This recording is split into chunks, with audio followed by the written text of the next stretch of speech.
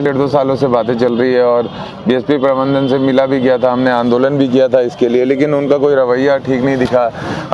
हमें पता है इस आंदोलन को हमें लगातार लड़ना पड़ेगा, लगातार जीना पड़ेगा, उसके बाद इसका समाधान निकलेगा। भिलाई सत्याग्रह।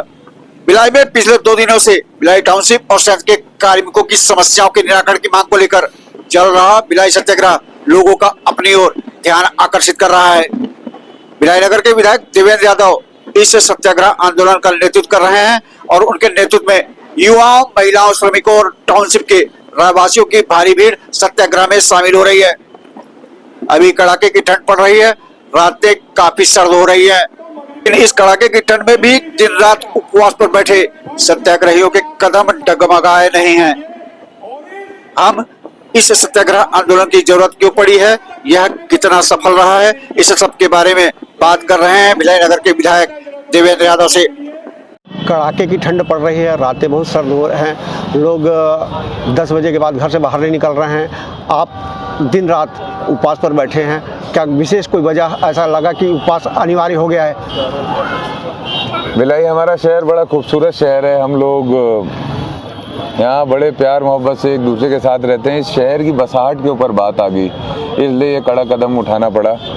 भिलाई की बसाहट को षड्यंत्र पूर्वक ख़त्म करने का प्रयास किया जा रहा है, भिलाई को निजी हाथों में देने का प्रयास किया जा रहा है। प्लांट को 70% ऑलरेडी निजी हाथों में दे दिया गया है। बचा हुआ जो ये बसाहट हमारा एरिया है, टाउनशिप का एरिया, इस पर भी रहने वाले लोगों को एक एक करके यहाँ से बाहर निकालने का प्रयास है, जिसके खिलाफ हम लोग यहाँ पर बैठे हुए हैं। एक रिटेंशन स्कीम लाई गई जिसमें लोगों को टाउनशिप में मौका नहीं मिलेगा रहने का। यहाँ के जो व्यापारी है, व्यापार ख़त्म किया जा रहा है, इतने अत्यधिक रेट बढ़ा दिए गए कि उन लोगों को लॉस में व्यापार करना पड़ेगा ताकि व्यापार भी यहाँ से ख़त्म हो।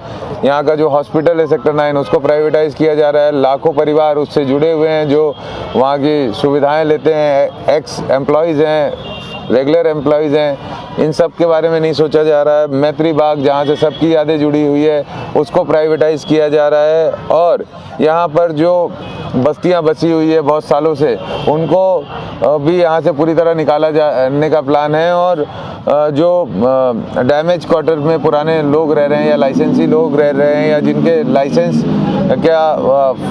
थोड़ा पैसा जमा हुआ है, लेकिन उन लोगों को भी पूरी तरह बाहर करने की कोशिश की जा रही है। तो कुल मिलाकर प्लांट के बाहर टाउनशिप में ये समस्या है। प्लांट के अंदर देखें तो अधिकारी, कर्मचारी, श्रमिक, ठेका श्रमिक, हर कोई परेशान है।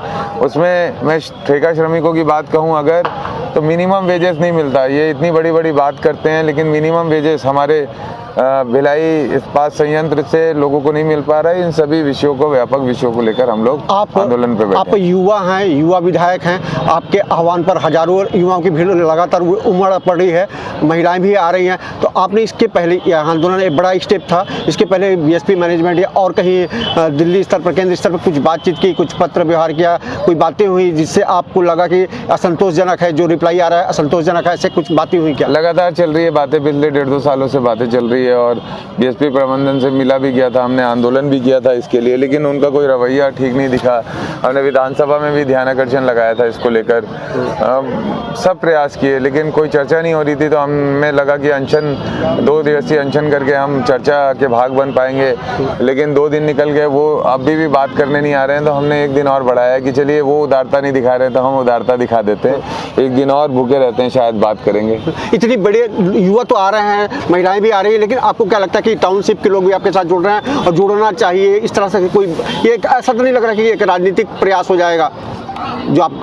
देखिए, ये बात आपकी चिंता अच्छी चिंता है, इस पे हम चाहते हैं समाधान, राजनीतिक प्रयास हम चाहते नहीं हैं। इसलिए हम बहुत ठंडे दिमाग से आगे बढ़ रहे हैं। हमें पता है इस आंदोलन को हमें लगातार लड़ना पड़ेगा, लगातार जीना पड़ेगा, उसके बाद इसका समाधान निकलेगा। और जब तक ये लोगों के दिलों में घर नहीं करेगा, लोग इसके लिए जागरूक नहीं होंगे, तब तक इस आंदोलन का कोई समाधान नहीं निकलेगा। बिल्कुल। तो मैं उम्मीद, हम लोग देख रहे हैं कल जितने टाउनशिप के लोगों का इन्वॉल्वमेंट हुआ था उससे ज़्यादा आज हुआ। हम उम्मीद करते हैं कि लोगों के अंदर भावना जगे, लोग सोशल मीडिया या यहाँ पर उपस्थित आमंत्रित होकर अपनी भावनाएं व्यक्त करें और इस आंदोलन से जुड़ें। मुझे लगता है कि लोगों का समर्थन बढ़ते जा रहा है। कड़ाके की ठंड पड़ रही है, सर्द रातें हो रही हैं, इसमें उपवास पर आप बैठे हैं, तो आपको लगता है कि कुछ रास्ता निकलेगा है, आज कोई रास्ता निकलने वाला है, ऐसा कुछ महसूस होता है जो ऊपर से संकेत आ रहा है? हम चाहते हैं कि चर्चा शुरू हो, चर्चा तो शुरू, एक बार चर्चा शुरू हो तो निश्चित रूप से रास्ते निकलेंगे, मध्य मार्ग निकलेगा, लेकिन चर्चा ही नहीं करोगे तो कैसे चलेगा? तो हम चाहते हैं चर्चा हो। ये है हमारे साथ भिलाई के विधायक, भिलाई नगर के विधायक, युवा विधायक देवेंद्र यादव जी, जिन्होंने भिलाई टाउनशिप के बारे में बहुत सारी चिंताएं की हैं और वे लगातार उपवास पर बैठे हैं, पिछले 2 दिनों से उपवास पर हैं। और यह उपवास अभी उनका जो बातें हैं, जो बातें उनसे बात करके लग रहा है कि अभी यह उनका आंदोलन प्रदर्शन लगातार जारी रहेगा और ये उपवास पर बैठे रहेंगे। और उम्मीद की जा सकती है कि उनके इस प्रयास से कुछ हल निकलेगा, टाउनशिप के लोगों की समस्याओं के निराकरण के लिए कुछ हल निकलने वाला है। ठीक है, बहुत बहुत धन्यवाद।